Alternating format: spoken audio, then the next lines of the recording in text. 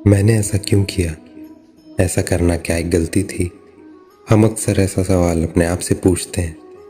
अगर सार्वजनिक तौर पे नहीं तो कम से कम अकेले में, मगर ये सवाल हम खुद से ज़रूर पूछते हैं। यदि हम निष्पक्ष रूप से सोचें तो यह बात हमें ज़रूर महसूस होगी कि हमारी ज़्यादातर समस्याएं हमने खुद ने पैदा की हैं। श्री कृष्ण के अनुसार हमारी ज़्यादातर समस्याएं हमारे मन से निर्मित है। श्री कृष्ण स्वयं हमें चेतावनी देते हैं कि मन हमारे शत्रु के रूप में कार्य करता है, इसलिए इससे बहुत सावधानी से निपटने की ज़रूरत है।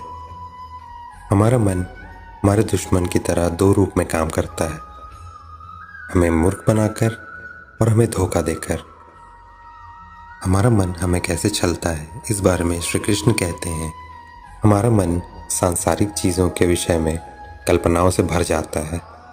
इस तरह की सांसारिक चीज़ों ने कभी किसी को स्थायी सुख प्रदान नहीं किया है, क्योंकि हर भौतिक वस्तु प्रकृति में अस्थायी है।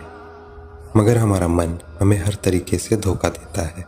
हमारा मन हमें खुशियों के वादों से भर देता है, जो न सिर्फ हमें सच लगते हैं बल्कि स्थायी भी लगते हैं।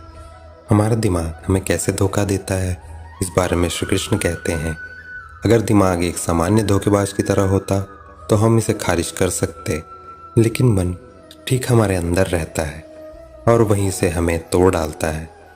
यह हमारे भरोसे को आकर्षित करता है, फिर हमें धोखा देता है।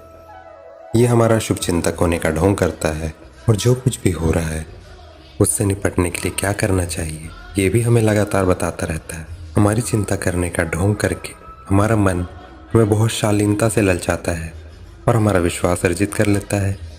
इसलिए हम इस झूठे को अपना विश्वास पात्र समझने लगते हैं और स्वयं को बार बार विश्वासघाती के रूप में देखते हैं।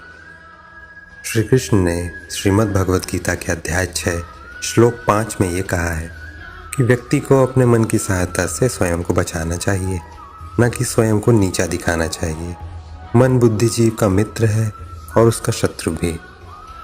श्री कृष्ण ने अपने मन पर काबू करने के लिए 2 तरीके सुझाए हैं, जिनमें पहला है अभ्यास और दूसरा है अलगाव। अभ्यास का मतलब किसी काम को बार बार दोहराकर उस काम में बेहतर बनना होता है। मंत्र साधना को स्वयं श्री कृष्ण ने अपने दिमाग पे जीत पाने का सबसे सरल रास्ता बताया है। श्री कृष्ण के नाम का जप करके मन के ऊपर जीत पाई जा सकती है एवं मन को अपने काबू में लाया जा सकता है, मन का स्वामी बना जा सकता है और मन के स्वामित्व से मुक्ति पाई जा सकती है।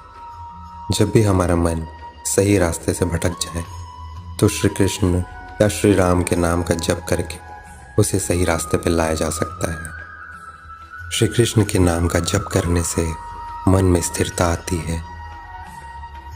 मन के ऊपर स्वामित्व पाने का दूसरा रास्ता है अलगाव, जिसे हम वैराग्य भी कहते हैं। वैराग्य का मतलब होता है खुद को ऐसे कर्मों से दूर कर लेना जिनकी वजह से हमारे मन की स्थिति बिगड़ती है। जब कभी भी हमारा मन सांसारिक वस्तुओं में जाके लगता है तो वो अशुद्ध होता ही है और एक अशुद्ध मन ही हमारे सारे दुखों का कारण है। श्री कृष्ण का नाम बार बार लेने से हमारा मन ऐसी सभी चीज़ों से दूर हो जाता है जो हमें श्री कृष्ण से दूर लेके जाती हैं। वैराग्य हमें सांसारिक चीज़ों से दूर लेके जाता है और हमारे मन का रिश्ता हमारी आत्मा के साथ जोड़ता है। अपने मन को अपने काबू में लेके आना बहुत कठिन काम है, मगर जिसका मन उसके काबू में होता है उसका मन उसका सबसे अच्छा दोस्त बन जाता है। अपने मन के साथ दोस्ती बहुत फलदायी होती है और अपने मन के साथ दुश्मनी उतनी ही दुखदायी। अपने मन से दोस्ती किए बिना निर्वाण नहीं पाया जा सकता और ना ही मोक्ष। अपने मन को काबू में लाने से पहले हम उतनी बार गिरते हैं जितना कि एक छोटा बच्चा चलना सीखने से पहले गिरता है, मगर जैसे कि वो बच्चा गिरता है फिर उठता है, फिर गिरता है फिर उठता है, उसी तरीके से मन भी आपको गिराएगा, फिर से आपको उठने का मौका देगा, फिर से आपको गिरा देगा, उसके बाद फिर से आपको एक बार उठने का मौका देगा। मगर आप कभी हार मत मानिएगा, ये स्वयं श्री कृष्ण का आदेश है। आप सभी का दिन मंगलमय हो।